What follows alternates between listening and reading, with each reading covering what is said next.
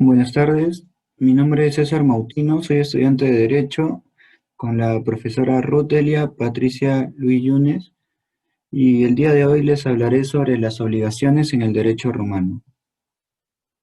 ¿Qué es o qué son las obligaciones en el derecho romano? Son un vínculo jurídico por el que una persona, acreedor, tiene derecho a exigir a otra, deudor, la observancia de una determinada conducta, la prestación de cuyo cumplimiento responde al deudor con todo su patrimonio. Estos son los conceptos según algunos filósofos. Según Justiniano, la obligación es un lazo de derecho que nos obliga con la necesidad de pagar alguna cosa conforme al derecho de la ciudad. La definición para esta necesidad de pagar sería ejecutar una cosa a favor de alguien. Según Paulo, la sustancia de la obligación consiste en que se obliga a una persona con relación a otra darle una cosa o proporcionarle un servicio. Este derecho de las obligaciones también comprende los derechos personales. ¿Cuál es el origen de las obligaciones? La obligación primitiva, el nexum, consistía en la autoemancipación o autopignoración del deudor al acreedor, la garantía personal. El deudor respondía con su propia persona del cumplimiento de la obligación. Por ejemplo, en la legis actiones la manus iniectio era una acción ejecutiva que permitía vender al deudor como esclavo, remisión a lo que ya he explicado.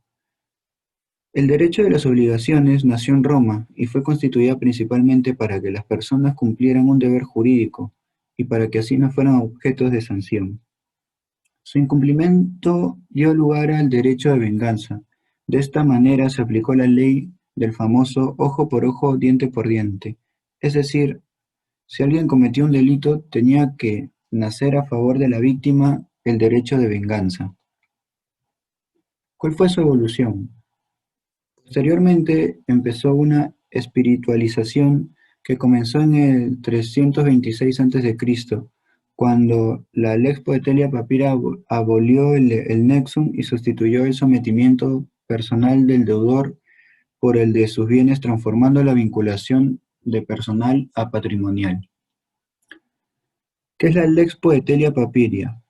Fue una norma aprobada en la antigua Roma que abolió indirectamente la forma contractual del nexum. Por virtud del nexum se establecía la responsabilidad personal por las deudas, a diferencia de lo que ocurre hoy día, cuando dicha responsabilidad es sólo patrimonial. Fuente de las obligaciones. Son aquellos, son aquellos hechos a los que el ordenamiento jurídico romano atribuía la eficacia de hacer surgir un vínculo. Clasificación de las instituciones de Gallo bipartición. Contratos y delitos. La clasificación por la res vendría a ser contratos, delitos y distintos tipos de causas. La clasificación por Justiniano opta por la cuatripartición, los contratos, delitos, los cuasicontratos y los cuasidelitos, también la ley. La prestación consiste en un dare facere prestare. El dare se dirige a la constitución o transmisión de un derecho real o a la entrega de la posesión de una cosa. El facere a cualquier actividad que deba el deudor puede consistir en un hacer o en un no hacer.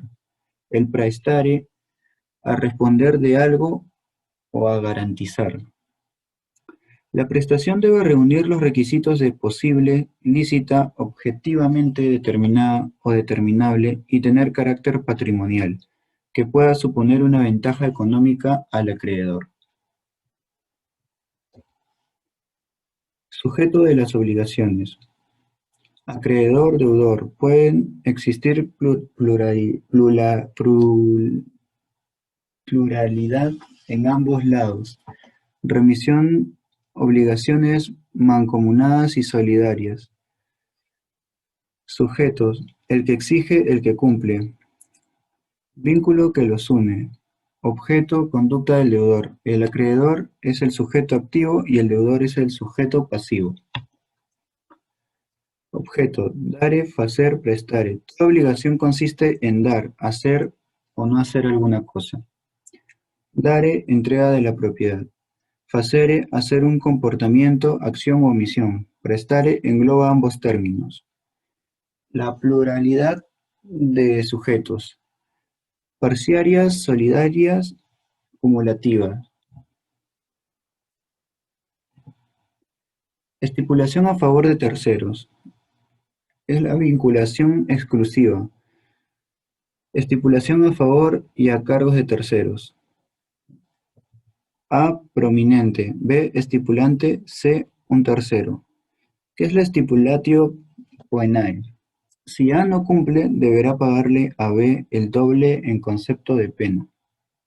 Si C no cumple, A deberá pagarle a B el doble en concepto de pena.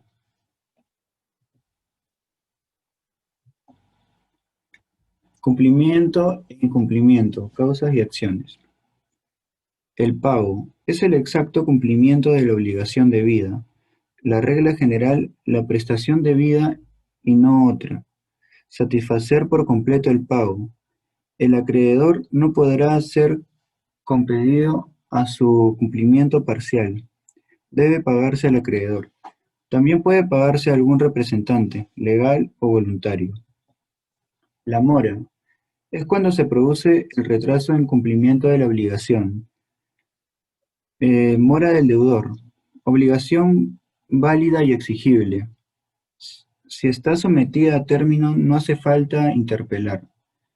En caso de mora, el deudor responde incluso aunque el objeto perezca por caso fortuito.